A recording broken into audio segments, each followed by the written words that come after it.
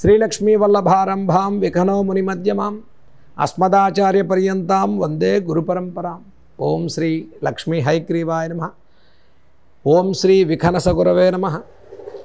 ఇక 2025 శ్రీ విశ్వావసునామ సంవత్సరం సింహరాశి వారు చేసుకోదగినటువంటి పరిహారాలు మనం చెప్పుకుందాం. మరి సింహరాశి వారికి ఈ 25వ సంవత్సరం అష్టమంలోకి శనైశ్వరుని ప్రభావం, మే 16 వరకు అష్టమ శని రాహులు, ధనస్థానంలో కేతు ప్రభావం అన్నీ జరిగిపోతున్నట్టే ఉన్నాయి.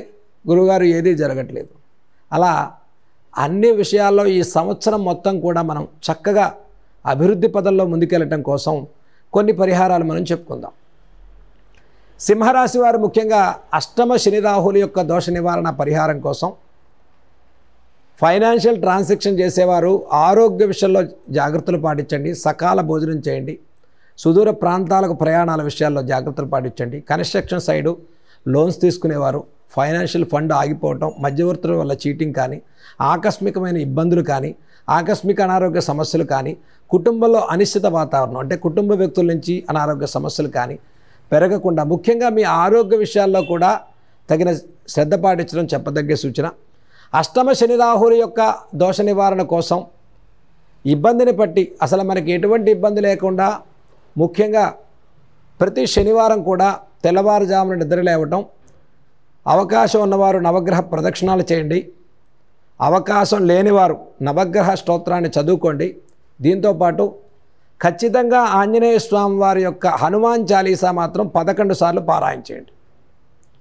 ప్రతి శనివారం ఆంజనేయ స్వామి వారి ఆరాధన, నవగ్రహ దర్శనం. సమస్య ఎక్కువగా ఉండేటువంటి వారు శనివారం ఆదివారం కూడా హనుమాన్ చాలీసా చదువుకోండి. రాహుకాలంలో మాత్రం ఒక నిమ్మ డొప్పలో దీపం పెట్టండి. ఎలా పెట్టాలి అంటే ఒక నిమ్మకాయ కట్ చేసి వెనక్కి తిప్పి దాంట్లో నువ్వుల నూనె వేసి ఒక దీపాన్ని వెలిగించండి. ఈ దీపం ఎక్కడ పెట్టాలి?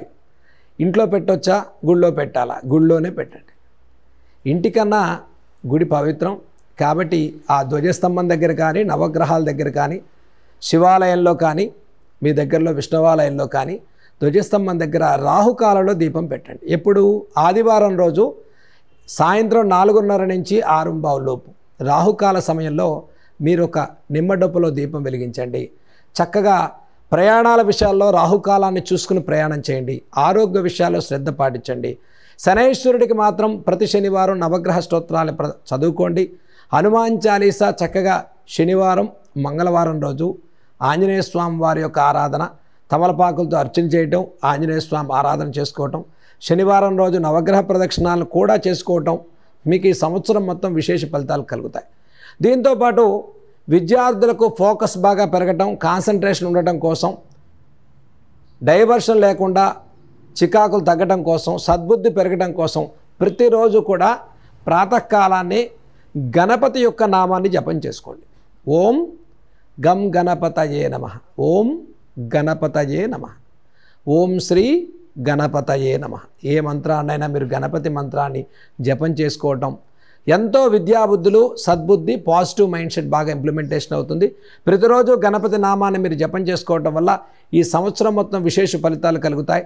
సింహరాశి వారు మరీ ఫైనాన్షియల్ ఇబ్బందులు, కుటుంబ సమస్యలు, కోర్టు సమస్యలు ఎక్కువ ఇబ్బందులు ఎదుర్కోకుండా ఈ సంవత్సరం మొత్తంలో ఒక్కసారైనా మన్యు పాశుపతం అనే హోమాన్ని సింహరాశి వారు చేసుకోవటం వల్ల ఎటువంటి ఆపదల నుంచి అయినా తొలగిపోయి విశేషమైన లాభాలు పొందేటువంటి పరిహారంగా మనం సింహరాశి వారికి 2025 చెప్పుకునేటువంటి పరిహారాల్లో విశేష పరిహారంగా ఇది మనం చెప్పుకోవచ్చు.